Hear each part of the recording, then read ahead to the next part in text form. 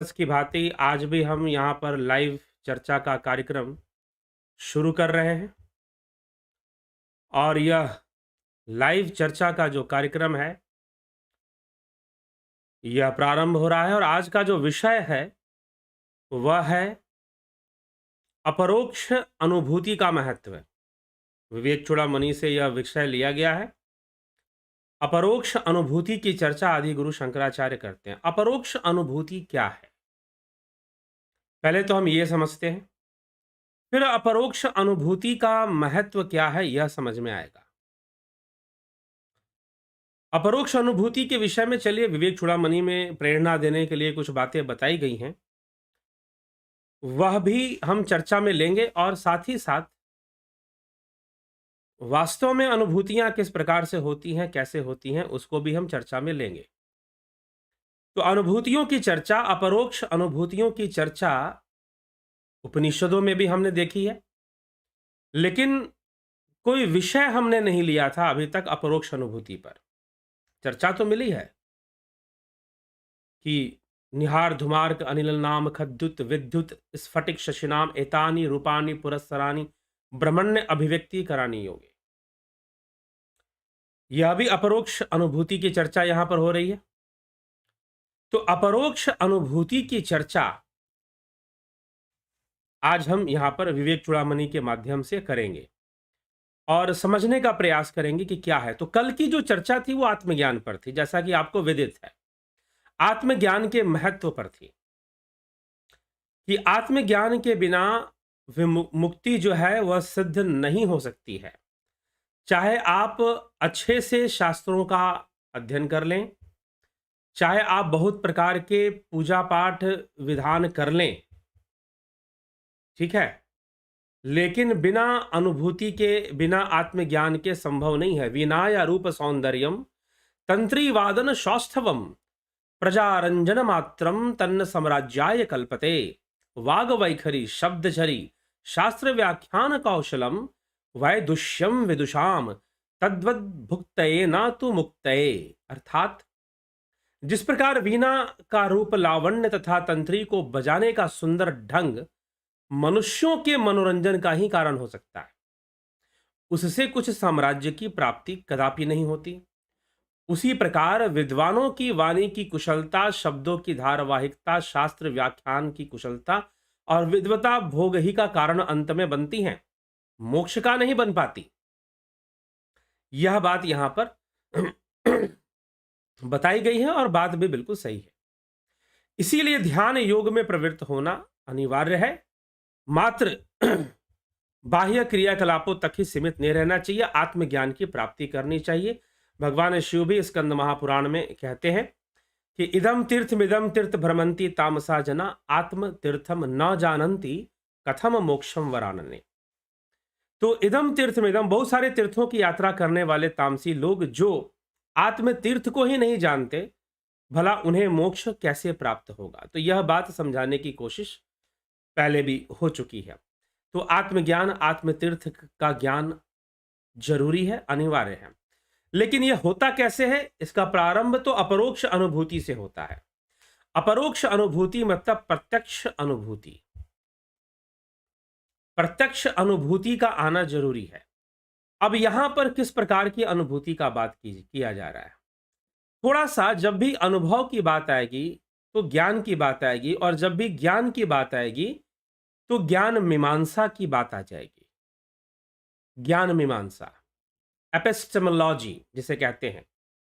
दर्शन शास्त्रों का जब हम अध्ययन करते हैं तो उसमें ज्ञान मीमांसा का अध्ययन होता है और बहुत महत्वपूर्ण होता है कि कोई ज्ञान कैसे प्राप्त किया जा रहा है। अगर आपको बताना होता है, अगर आप एक दार्शनिक हैं, ज्यादातर लोग दार्शनिक होने का सही अर्थ नहीं समझते हैं।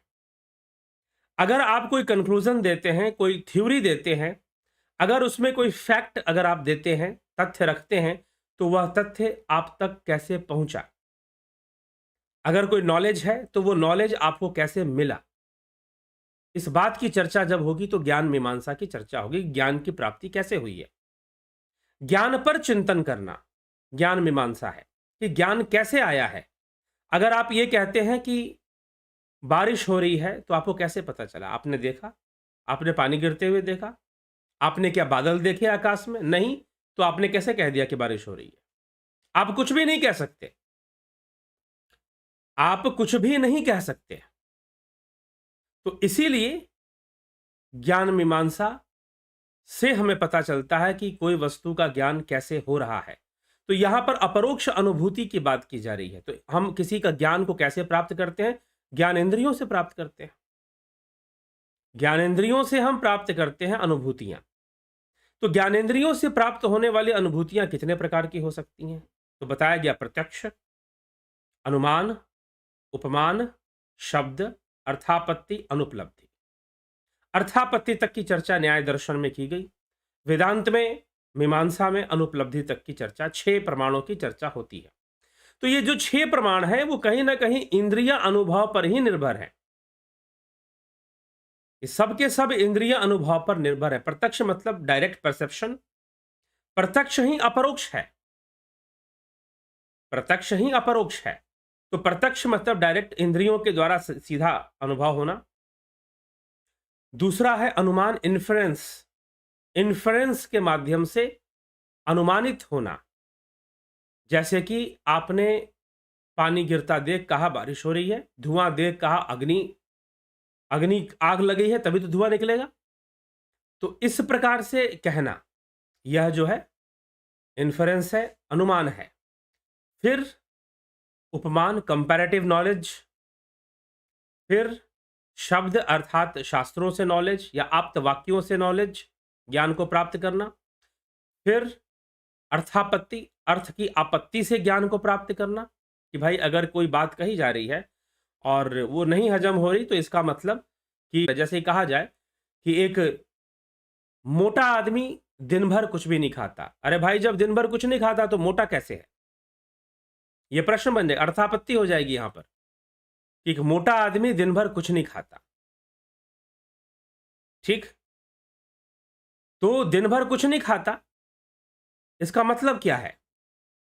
मोटा कैसे है फिर खाता नहीं तो?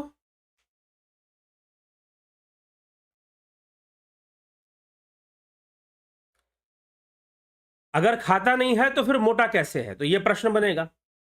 तो इसका मतलब यह है कि रात को खाता है, अगर दिन में नहीं खाता तो रात को दबाकर खाता होगा। फिर यह अर्थ हम निकाल सकते हैं। तो अर्थापत्ति यहां पर हो जाती है। वैसे ही अनुपलब्धि, किसी वस्तु का ना होना, उसकी बाह्य बाह्य साधनों पर निर्भर करते हैं। ये सारे माध्यम बाह्य साधनों पर ही निर्भर करते हैं।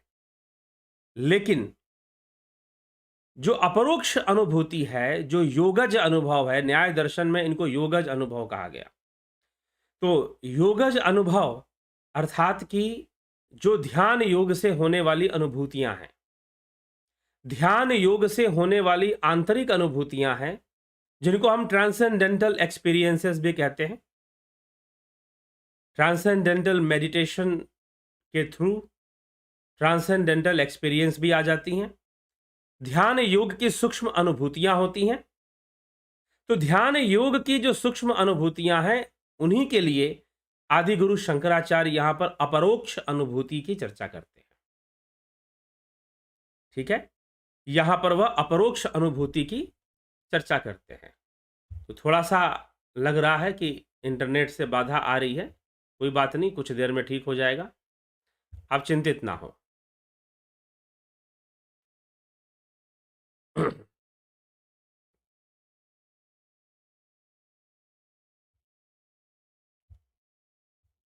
ठीक है, तो चलिए आगे बढ़ते हैं। तो अपरोक्ष अनुभूति, अपरोक्ष अनुभूति की चर्चा यहां पर हम आपको दे रहे हैं और आदि गुरु शंकराचार्य इसके विषय में जो श्लोक लिख रहे हैं, जो दे रहे हैं, क्या बातें हैं, तो वो कहते हैं बड़ी सुंदर बात है।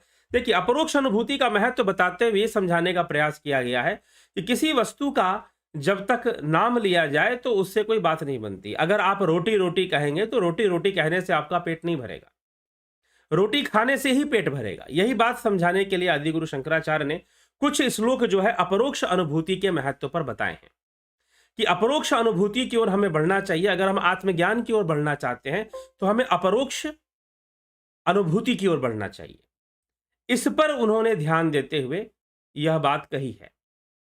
तो अपरोक्ष अनुभूति जरूरी है, और वो कैसे, तो समझाते हुए कहते हैं, कबीर की वाणियों में भी अपरोक्ष अनुभूति की चर्चा है। जैसे उन्होंने कहा है कि धन धन कहे धनी जो होए, तो निर्धन रहे ना कोई, बिन देखे बिन अरस परस के नाम ली। धन धन कहे धनी जो होए, तो निर्धन रहे ना कोई, बिन देखे बिन अरस परस के नाम लिए। क्या होए? बिना अनुभूति के, बिना जाने, बिना देखे नाम लेने से क्या हो जाएगा? धन धन कहने से कोई धनी तो नहीं बन जाएगा। यही बात आदि गुरु शंकराचार्य यहां पर कह रहे हैं कि न गच्छति विना पाणम व्याधि औषध शब्दता, विना परोक्ष अनुभवम ब्रह्म शब्दान्नम उच्यते। औषध को बिना पिए केवल औषध नाम के उच्चारण मात्र से रोग नहीं जाता। इसी प्रकार अपरोक्ष अनुभव के बिना केवल ब्रह्म ब्रह्म कहने से कोई मुक्त नहीं हो जाता। ठीक है? मात्र ब्रह्म ब्रह्म कहने से कोई मुक्त नहीं हो जाता। तो आदिगुरु शंकराचार्य कहते हैं कि ब्रह्म ब्रह्म कहने से मुक्त नहीं हो जाओगे, धन धन कहने से धनी नहीं हो जाओगे, रोटी रोटी, चावल चावल, दाल दाल, सब्जी सब्जी कहने से पेट नहीं भर जाएगा, रसगुल्ला रसगुल्ला कहने से मुंह मीठा नहीं हो जाएगा। ठीक? तो क्या करना पड़ेगा? धन धन कहने से कोई धनी भी नहीं हो जाएगा, निर्धन ही रहेगा। आज तक किसी निर्धन को देखा कि वो धन धन करे और धनी हो जाए? तो यह संभव नहीं है। ठीक? संभव क्या है कि वो मेहनत करे, धन कमाए, कर्म करे अपना। तो यही पर आदि गुरु शंकराचार्य कहते हैं, ना गच्छति विना पाणम व्याधि औषध शब्दता, विना अपरोक्ष अनुभवम ब्रह्म शब्दान्नम उच्यते। कि जिस प्रकार मात्र औषधि का नाम लेने मात्र से, औषधि का नाम लेने मात्र से बीमारी दूर नहीं होती, वैसे ही ब्रह्म ब्रह्म कहने से किसी का मोक्ष नहीं होता, ब्रह्म ब्रह्म कहने से किसी का कल्याण नहीं होता। औषधि का नाम लेने से जैसे बीमारी दूर नहीं होती, वैसे ब्रह्म ब्रह्म कहने से ब्रह्म नहीं मिल जाएगा आपको। यह कहने का तात्पर्य है। इसलिए अपरोक्ष अनुभूति की ओर अग्रसर हुई। अगर आत्मज्ञान में लीन होना है तो ब्रह्म ज्ञान चाहिए, तो अपरोक्ष अनुभूति का महत्व यहां पर बता रहे हैं और कह रहे हैं, ना गच्छति विना पाणम व्याधि औषध शब्दता, बिना अपरोक्ष अनुभवम ब्रह्म शब्दान्नम उच्यते। ठीक? फिर कहते हैं, अकृत्वा दृश्य विलयम ज्ञात्वा तत्वमात्मनः बाह्य शब्दे कुतो मुक्ति रुक्ति मात्र फलैर निर्नाम। बिना दृश्य प्रपंच का विलय किए आत्म तत्व को जाने केवल बाह्य शब्दों से, जिनका फल केवल उच्चारण मात्र ही है, मनुष्यों को मुक्ति कैसे हो सकती है? बिना दृश्य प्रपंच का विलय किए, जब तक दृश्य प्रपंच का विलय नहीं होगा, बाह्य अनुभूतियों का निरोध नहीं होगा। महर्षि पतंजलि इस अवस्था के लिए ऋतंभरा प्रज्ञा की चर्चा करते हैं समाधिपाद में, समाधिपाद के 48वें 49वें सूत्र में। तो वो ऋतंभरा प्रज्ञा की चर्चा करते हैं। क्या है? बाह्य दृश्य का, बाह्य प्रपंच, बाह्य दृश्य का लय होना, निरोध हो जाना, उसका रुक जाना और अंतः स्थित होना। तो जब हम बाहर की अपने इंद्रियों को बाहर से मोड़ लेते हैं और अंतर में ध्यान लगाना शुरू कर देते हैं, तो अपरोक्ष अनुभूतियां आती हैं। तब अपरोक्ष अनुभूतियां आती हैं। उन अनुभूतियों को योगज प्रमाण के रूप में न्याय दर्शन ने माना है। योगज प्रमाण के रूप में मतलब अर्थात ध्यान योग के द्वारा प्राप्त की गई अनुभूतियां जो बाह्य इंद्रियों से संभव नहीं है, उनके लिए कहा गया योगज अनुभूतियां। ठीक है? तो अपरोक्ष अनुभूतियां जो यहां पर अपरोक्ष, वैसे तो अपरोक्ष का मतलब जिसका कोई परोक्ष ना हो, जो डायरेक्ट परसेप्शन हो, प्रत्यक्ष हो, लेकिन यहां पर जो आप इंद्रियों से देख रहे हैं। अब यहां पर एक बात बताइए कि इसी को अपरोक्ष क्यों कहा जा रहा है? क्योंकि यहां पर बाह्य इंद्रियां माध्यम नहीं बनती हैं। यहां पर बाह्य इंद्रियां माध्यम नहीं बनती हैं। ठीक? इसीलिए इसे अपरोक्ष कहा जा रहा है। बाहर में आप जितना कुछ भी देख रहे हैं संसार में आप जो कुछ भी देख रहे हैं वह सब कुछ परोक्ष है, अपरोक्ष नहीं है। परोक्ष कहने का मतलब इंद्रियों के माध्यम से, आप आंखों से देख रहे हैं, आप कानों से सुन रहे हैं। ठीक? तो ये सारी चीजें परोक्ष हैं, अपरोक्ष नहीं है। यह बात इस प्रकार से समझनी चाहिए। तो अपरोक्ष क्या है? जो इंद्रियों के माध्यम से ना हो, जो योगज अनुभव हो, ध्यान योग के द्वारा जो अनुभूतियां प्राप्त हो रही हों, उनको अपरोक्ष कहा जा रहा है, जो अपने भीतर अपने आप से ही होती हैं। ठीक? अपने भीतर अपने आप से ही होती हैं। तो वह जो है, हमें वह क्रियाएं हम जब जानते हैं, साधनाएं हम जानते हैं, तो अपरोक्ष अनुभूति से जुड़ जाते हैं। तो यही आदि गुरु शंकराचार्य यहां पर कहना चाहते हैं कि मात्र दृश्य प्रपंच का विलय किए और आत्म तत्व को जाने केवल बाह्य शब्दों से, जिनका फल केवल उच्चारण मात्र है, मनुष्यों की मुक्ति कैसे हो सकती है? ठीक? आकृत्वा शत्रु संहारमगत्वा खिल भूश्रियम राजा हमेति शब्दानो राजा भवितुमर्हति। बिना शत्रुओं का वध किए, बिना संपूर्ण पृथ्वी मंडल का ऐश्वर्य प्राप्त किए मैं राजा हूं, ऐसा कहने से कोई राजा नहीं हो जाता। ऐसा कहने से कोई राजा नहीं हो जाता। राजपाट मिला नहीं, पृथ्वी का राज मिला नहीं, और तुम घोषणा कर रहे हो कि मैं राजा हूं, ऐसा कहने से कोई राजा नहीं हो जाता। ठीक? आप्तोक्तिम खननम तथोपरिशिलाधुतकर्षणम स्वीकृतिम निक्षेपः संपेक्षते नहि बहि शब्दैस्तु निर्गच्छति। त्वद्दत् ब्रह्मविदोपदेश मनन ध्यानादिभिर्लभ्यते माया कार्यतिरोहितम् स्वमलम तत्वम न दुर्युक्तिभिः। अर्थात प्रथम किसी विश्वसनीय पुरुष के कथन की और फिर पृथ्वी को खोदने, कंकड़ पत्थर आदि को हटाने तथा स्वीकार करने की आवश्यकता होती है। कोरी बातों से वह बाहर नहीं निकलता। अगर पृथ्वी में गड़ा हुआ अगर धन है, उसे प्राप्त करना चाहते हो, तो किसी विश्वसनीय पुरुष के कथन की और फिर पृथ्वी को खोदने की, कंकड़ पत्थर आदि हटाने की तथा प्राप्त हुए धन को स्वीकार करने की आवश्यकता होती है, तब जाकर आपको धन मिलेगा। कोरी बातों से वह बाहर नहीं निकलेगा। मात्र बातें करने से नहीं कि यहां पर धन गड़ा है, धन गड़ा है, धन गड़ा है, ऐसा कहने से कुछ नहीं हो जाएगा।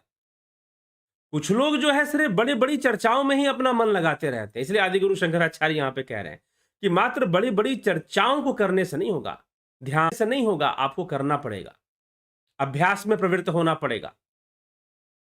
उसी प्रकार समस्त माइक प्रपंच से शून्य निर्मल आत्म तत्व भी ब्रह्मविद किसी प्रेरक, किसी गुरु के उपदेश से मनन करते हुए निधि ध्यासन आदि से ही प्राप्त होता है। ठीक है? प्राप्त होता है, किसी ब्रह्मविद की प्रेरणा से ही प्राप्त हो सकता है।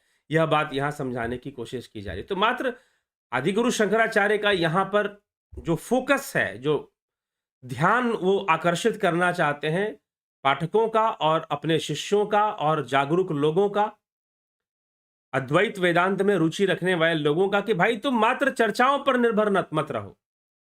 बातें बड़ी बड़ी कर रहे हो ब्रह्म की, आत्मा की, लेकिन तुम ध्यान नहीं कर रहे हो, ध्यान योग नहीं कर रहे हो, तुम निधिध्यासन नहीं कर रहे हो, तुम बातें बड़ी बड़ी फेंक रहे हो। तो मात्र बातें करने से कुछ नहीं होने वाला, तुम्हें अभ्यास में प्रवृत्त होना पड़ेगा, अपरोक्ष अनुभूति तक पहुंचना पड़ेगा। तो जब तक अपरोक्ष अनुभूति तुम्हें नहीं हो जाएगी, अपरोक्ष अनुभूति जो इंद्रियों के माध्यम से नहीं है, इंद्रियों के माध्यम से होने वाली अनुभूतियां क्या है? परोक्ष हैं। इंद्रियों के माध्यम से होने वाली अनुभूतियां परोक्ष हैं, और जो इंद्रियों से परे होने वाली हैं वो अपरोक्ष हैं। तो इसलिए अपरोक्ष अनुभूतियां, कबीर की कई वाणियों में भी अपरोक्ष अनुभूति की चर्चा है, ब्रह्मानंद जी की वाणी में, मीराबाई की वाणी में, संत नामदेव की वाणी में और कई संतों की वाणी में जो है आपको अपरोक्ष अनुभूतियों की चर्चा मिलती है। ठीक है? तो वो ऐसे ऐसे अनुभूतियों को चर्चा करते हैं कि हमें घट में ही दर्शन होता है, अनुभूतियां होती हैं, तो उसकी, तो इसलिए अपरोक्ष अनुभव की ओर आकर्षित कर रहे हैं कि अपरोक्ष अनुभूति की ओर आगे बढ़ो। मात्र कथा कहानी और मात्र बातों को सुनते रहने से कुछ ना होने वाला, अपरोक्ष अनुभूति की ओर बढ़ना चाहिए, ध्यान योग करना चाहिए। और ध्यान योग का जो कोर्स है, जो लोग ज्वाइन करते हैं, जिन लोगों ने ध्यान योग का कोर्स किया और जिन लोगों ने ध्यान योग कोर्स करके जो ध्यान योग जिन्होंने ज्वाइन किया और जो कर रहे हैं, ठीक, वो सब जो है ऐसी अपरोक्ष अनुभूतियों का अनुभव प्राप्त कर लेते हैं। वो सभी अपरोक्ष अनुभूतियों का अनुभव जो है प्राप्त कर लेते हैं। ऐसा देखने में आया है, ऐसा होता ही है, देखने में क्या है, ऐसा होता है। तो अपरोक्ष अनुभूतियों से जुड़ने के लिए, अपरोक्ष अनुभूतियों को प्राप्त करने के लिए ही तो यह ध्यान योग का कोर्स है। तो इसलिए निश्चित ही 29 तारीख से ध्यान योग का कोर्स शुरू हो रहा है। अगर आज जो चर्चा चल रही है ना अपरोक्ष अनुभूति का, समझना चाहते हो तो ध्यान योग का कोर्स ज्वाइन करो। अपरोक्ष अनुभूति क्या चीज होती है, बियॉन्ड सेंसेस एक्सपीरियंसेस क्या चीज होती हैं, जो ध्यान योग के द्वारा होती हैं, साधना के द्वारा होती हैं। If you want to understand then join the course of ध्यान योग और उस दिव्य अनुभूतियों को प्राप्त करो। तो अपरोक्ष अनुभूति की चर्चा आदि गुरु शंकराचार्य यहां कह रहे हैं। अंत में कहते हैं तस्मात् सर्व प्रयत्नेन भवबंध विमुक्तये स्वरेव यत्नः कर्तव्यो रोगादाविव पंडितः। इसलिए रोग आदि के समान भव बंध की निवृत्ति के लिए विद्वान को अपनी संपूर्ण शक्ति लगाकर स्वयं ही प्रयत्न करना चाहिए। उसे स्वयं अपने आप को स्वयं प्रयत्न करना चाहिए। हाँ, उसके पहले वो कह देते हैं किसी ब्रह्मविद के पास ब्रह्म विदोपदेश मनन ध्यानादि भिर्लभ्यते। सुनिए क्या कह रहे हैं, ब्रह्म विदोपदेश मनन ध्यानादिर भिर्लभ्यते, अर्थात ये किसी ब्रह्मविद की शरण में जाओ,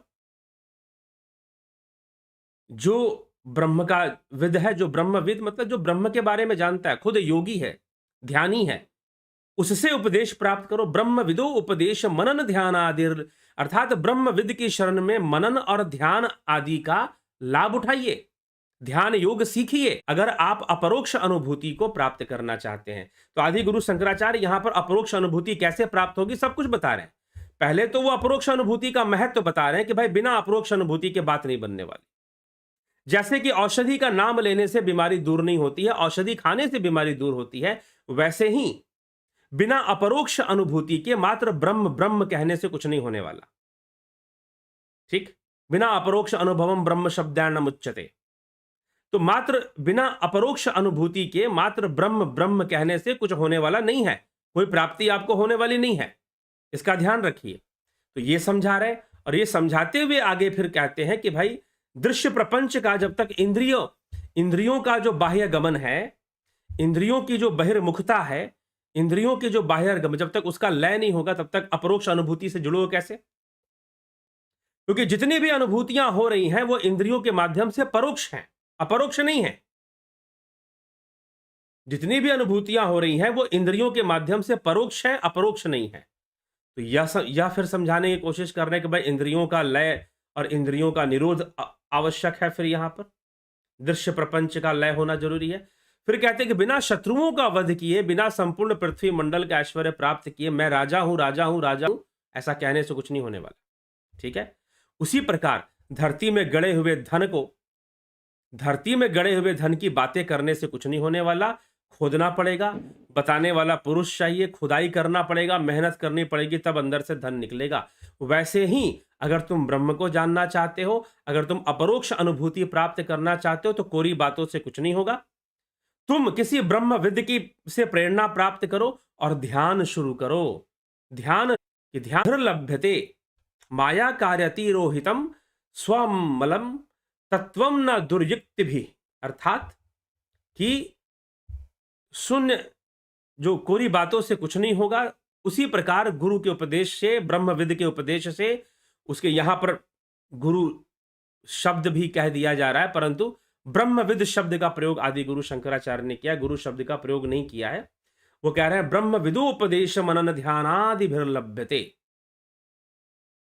ठीक, तो ब्रह्मविद के साथ मिलकर, ब्रह्मविद का सहयोग प्राप्त कर उनके माध्यम से ध्यान सीखो, ध्यान योग सीखो और ध्यान योग से अपनी वृद्धि करो, अपने आप को आगे बढ़ाओ ध्यान के मार्ग पर और अपरोक्ष अनुभूति को प्राप्त कर लो। तो यह उपदेश यहां पर देने की कोशिश की जा रही है। तो अपरोक्ष और अपने प्रयास से, फिर अंत में कहते हैं तुम्हारा प्रयास ही काम आएगा इसमें। गुरु मार्ग दिखा सकता है, आपको बता सकता है कि कैसे कैसे ध्यान करना है, कैसे कैसे ध्यान में आने वाली बाधाओं से बचना है, कैसे कैसे ध्यान करना है और कैसे कैसे ध्यान योग में आने वाली बाधाओं से बचना है। यह सारी चीजें आपका इसमें सहयोग करेगा, आपको इसमें बताएगा। सांसारिक समस्याओं से कैसे निपटना है, संसार में भोग भी है तो भोग के प्रति कैसे दृष्टिकोण रखना है, ये सारी चीजें गुरु का काम है समझाना, बताना, और वो मार्ग को बहुत ही सरल कर देगा। अन्यथा मार्ग कठिन है, बात सही है। छुरस्य धारा, उपनिषदों ने कहा कि छुरी के धार के ऊपर चलने के बराबर है, ठीक है। परंतु जो बोध का मार्ग है वो ऐसा ही है, परंतु जब कोई ब्रह्मविद मिल जाते हैं, जब कोई बताने वाले मिल जाते हैं, तो सहज होता जाता है, सरल हो जाता है। तो अपरोक्ष अनुभूति भी सरल हो जाती है। तो ध्यान योग के माध्यम से ही अपरोक्ष अनुभूतियां होती हैं, और जो साधक हैं वो ऐसा करते हैं। तो कई लोग ध्यान योग को प्राप्त कर कर ऑनलाइन कोर्स के माध्यम से भी कई लोग ध्यान योग को करते हैं और अपरोक्ष अनुभूति को प्राप्त करते हैं, ठीक है। अपरोक्ष अनुभूति को प्राप्त करते हैं, इसीलिए आप भी करिए। कई लोगों ने किया, ज्वाइन किया। कुछ दिनों पहले, लगभग मुझे लगता है कि 20 दिन पहले, एक वीडियो भी हमने डाली थी जिसमें कि कई साधकों के अनुभव शेयर किए थे। उन्होंने बताया था कि हम इसमें बहुत अद्भुत अनुभव करते हैं। अभी भी कई लोग बताते हैं। आज भी किसी एक कोर्स करने वाले साधक का फ़ोन आया और कहा कि मैं ऐसे-ऐसे अनुभव करता हूँ ध्यान योग में, जब मैं साधना करता हूँ, तो कई प्रकार के मुझे नाद सुनाई देते हैं, और फिर ध्यान योग में ही बहुत तरह की अनुभूतियाँ मुझे प्राप्त होती हैं, ठीक है? तो इस प्रकार से जब हम ध्यान योग के मार्ग पर चलेंगे, तो निश्चय ही जो है हम उसको समझ पाएँगे, ठीक है? तो ये चीज़ है। तो चलिए, इसके तो यही अपरोक्ष अनुभूति की चर्चा आदि गुरु शंकराचार्य ने यहाँ पर किया है, ठीक? तो हम इसको कर कर ही अपने लक्ष्य तक पहुँच सकते हैं, और यह मात्र ध्यान योग के द्वारा ही संभव है, ठीक? चलिए, आगे बढ़ते हैं और आपके कमेंट्स भी देख लेते हैं कौन क्या कहता है। ध्यान योग करना चाहते हैं, ध्यान योग का कोर्स ज्वाइन करना चाहते हैं आप, तो फिर आप जो है इसको आप व्हाट्सअप कर कर आप डिटेल ले लीजिए कि कैसे ध्यान योग का कोर्स ज्वाइन करना है। कई लोगों ने डिटेल लिए हैं और कुछ लोगों ने ज्वाइन कर भी लिया है। 29 तारीख से शुरू होगा, 28 तारीख तक ज्वाइनिंग होगी। आप करिए इसको, ठीक? चलिए, आगे बढ़ते हैं और चर्चा करते हैं। हरिमोहन गुप्ता जी क्या कह रहे हैं? 4 तरह की मुक्ति बताइए, क्या यह परम धाम के लिए सायुज्य आदि? कृपया मार्गदर्शन करें। सायुज्य आदि का क्या मतलब है जी? पूरा नाम उसका पूरा लिखिए, चारों प्रकार की जो भी मुक्ति का आप चर्चा करना चाहते हैं।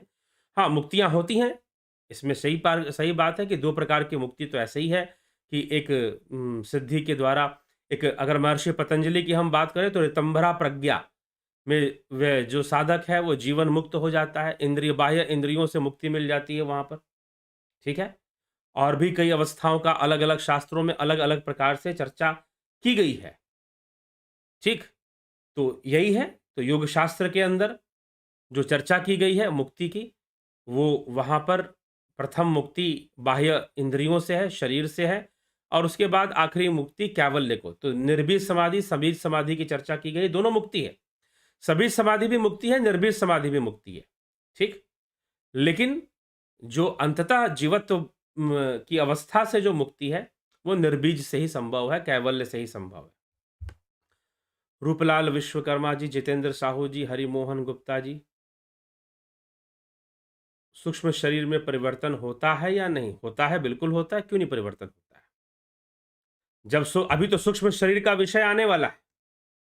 अभी तो सूक्ष्म शरीर का विषय यहाँ पर विवेक चूड़ामणि में आने वाला है,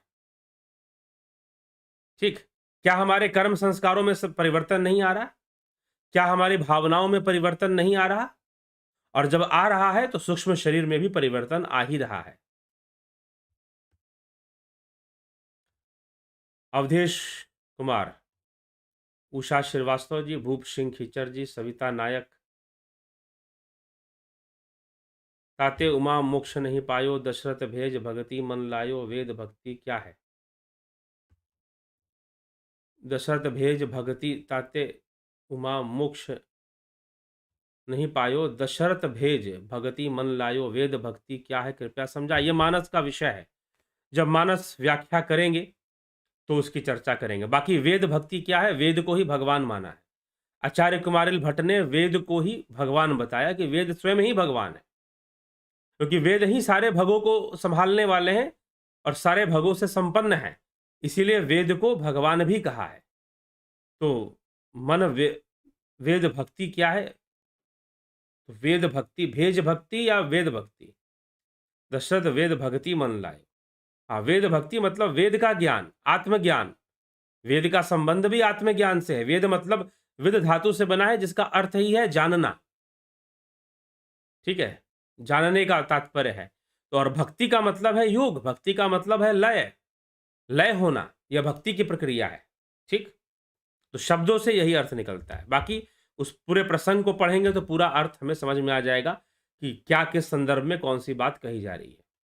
योगेंद्र पंडित, बहुत अभिनंदन है। सरोज कृष्णानी जी, बलदाऊ नाथ योगी, रमेश पेशवानी, अबनी प्रधान, राम निवास मीना, पिंटू वासवा, स्मृति रस्तोगी, बहुत बहुत अभिनंदन है आपका। विक्रम सिंह जी, कन्हाई कुमार जी, चितरंजन बरुआ जी, बहुत अभिनंदन। रोमेश चोपड़ा, गौरव जी, बहुत अभिनंदन। अर्जुन चौहान जी, ज्ञावली शर्मा, अनिल कुमार, संजय शोदिया, ओम हरि नमन, गोपाल शर्मा। जिन इंद्रियों से केवल ब्रह्म की ही प्राप्ति होती है उन्हें ज्ञान इंद्रियां क्यों कहा गया, बाह्य संदर्भ में कहा गया है। इसीलिए तो अभी मैंने चर्चा करते हुए कहा ना कि इंद्रियों का अनुभव परोक्ष है, अपरोक्ष नहीं है। इंद्रियों का अनुभव क्यों परोक्ष कहा गया है, क्योंकि यह स्थूल इंद्रियों के माध्यम से होने के कारण जीव को यह सीधा प्राप्त नहीं हो रही है। लेकिन ध्यान योग की जो अनुभूतियां हैं वह इंद्रियों से परे होकर सीधा प्राप्त होती हैं, इसलिए उन्हें अपरोक्ष कहा गया है। ठीक, स्मिता सावंत जी, बलवंत सिंह गोहिल, राधेश्याम दीक्षित जी, बहुत अभिनंदन है आपका। Great service to mankind. जी हाँ, लगे हुए हैं आप लोगों के सहयोग से।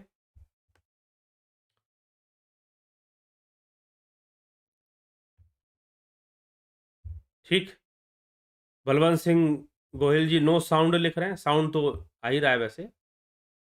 चलिए, राम प्रकाश जी, मिथिलेश सिंह जी, ज्योति दत्ता जी, मिथिलेश सिंह, श्वेता कुमारी, रचना जी, संजय कुमार। भूत प्रेत सिद्धि योग में सहायता मिलती है। शिवजी शमशान की भस्म लगाएं, ध्यान किया करते हैं, कारण बताएं।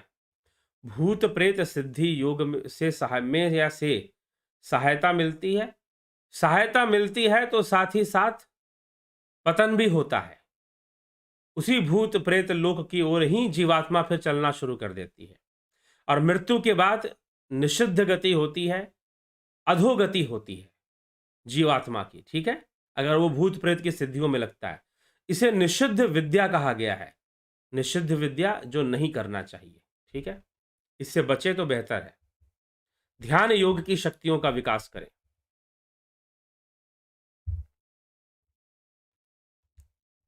ठीक, बिमला शाह जी, बहुत अभिनंदन। चंद्रेश्वर पांडे जी, इंद्रियों की अनुभूति तो प्रत्यक्ष होता है, तो इसे परोक्ष क्यों कहा जा रहा है। ज्योति दर्शन नाद श्रवण परोक्ष है या ज्योति श्रवण दर्शन नाद श्रवण अपरोक्ष है, अपरोक्ष है। ठीक है, क्योंकि यह साधक को अपने भीतर ही हो रहा है, अपने आप ही हो रहा है। इंद्रियां माध्यम नहीं बनती हैं, जो बाह्य इंद्रियां हैं वह इसमें माध्यम नहीं बनती हैं, इसीलिए वह सब अपरोक्ष है। इंद्रियों की जो अनुभूतियां हैं इंद्रियों के माध्यम से हैं और इंद्रियों के कारण हैं, मतलब जैसा इंद्रियां दिखाना चाहती है वैसी हैं, इसी कारण से वह परोक्ष है। परोक्ष मतलब किसी के माध्यम से है, डायरेक्ट परसेप्शन नहीं है। लेकिन जो योग के अनुभव है, जो ध्यान योग की अनुभूति है, ज्योति दर्शन नाद श्रवण आदि की जो बातें करते हैं, वो भीतर ही भीतर जीव को होती हैं। वह इंद्रियों पे, उसे ब्रह्मानंद जी की वाणी आती है कि बिन भूमि एक महल बना है, तामे जोत उजारी रे, अंधा देख देख सुख पावे, बात बतावे सारी रे। बिना बजावे निस्दिन बाजे, घंटा शंख नगाड़ी रे, बहरा सुन सुन मस्त होता है, तनकी सुधी बिसारी रे। बिना बजावे निस्दिन बाजे, घंटा शंख नगाड़ी रे। ठीक, तो इस प्रकार से है। और इंद्रियों के माध्यम से जो हो रही है वो परोक्ष है। अर्जुन पाटिल जी बहुत अभिनंदन। चंद्रेश्वर पांडे या अपरोक्ष, ठीक है, हो गई चर्चा। सविता नायक जी, पांडे जी, चर्चा हो चुकी है इस पर। ठीक, आगे चलते हैं। थोड़ा सा स्क्रीन अप डाउन हो जा रहा है अपने आप, चलिए कोई बात नहीं। श्वेता कुमारी जी बहुत अभिनंदन।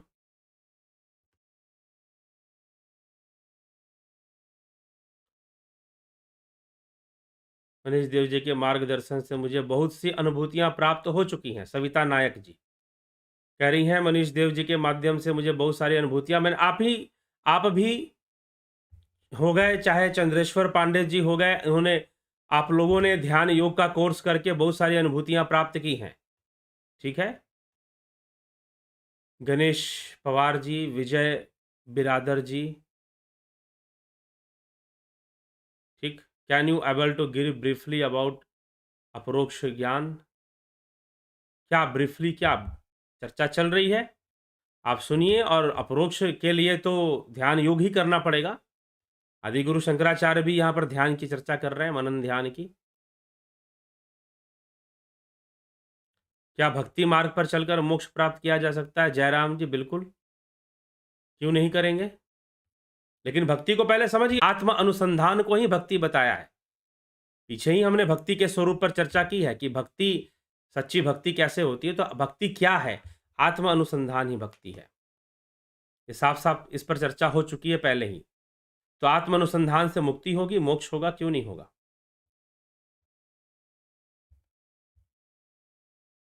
ठीक, तो इसके लिए चिंता करने की जरूरत नहीं है। वीरेंद्र मिश्रा, नमः शिवाय। अपरोक्ष अनुभूति में ब्रह्मा विष्णु महेश ज्ञान देते हुए प्रतीत होते हैं कि कोई फायदे नहीं है। शाम नहीं, ऐसी कोई बात नहीं है। ब्रह्मचर्य के फायदे हैं जी, क्यों नहीं है। मानव अधा श्रद्धा निर्मूलन, मैंने ये जानते नहीं है ये क्या, कौन सी संस्था वाले हैं या क्या है, मुझको नहीं पता, मैंने सुना नहीं है ये नाम। शाम मां श्रद्धा निर्मूलन क्या चीज है और कौन सी संस्था है, कौन से गुरुजी चलाते हैं, मुझको नहीं पता है। ब्रह्मचर्य के कोई फायदे नहीं है, ऐसी बात नहीं है। कौन कहता है ब्रह्मचर्य के फायदे नहीं है? पहले हाँ, ब्रह्मचर्य को लोग समझते नहीं है कि ब्रह्मचर्य क्या चीज है। ब्रह्मचर्य क्या है, इस विषय को सही से समझने वाले बहुत कम लोग। मात्र विवाह न करना आदि को ही, या स्त्री पुरुष का संग ना करे, पुरुष स्त्री का संग ना करे, मात्र इतना ही वह ब्रह्मचर्य मानते हैं। इसी को सिर्फ ब्रह्मचर्य कह देते हैं। तो ब्रह्मचर्य मात्र इतना ही नहीं है। ठीक है, ये आप समझिए, इस विषय को समझ लीजिए। तो ब्रह्मचर्य की समझ सही से पैदा होनी चाहिए, तभी जाकर ब्रह्मचर्य होगा, नहीं तो ब्रह्मचर्य भी नहीं होगा। तो ये काम करें आप अपना, और इसको समझें और आगे बढ़ें।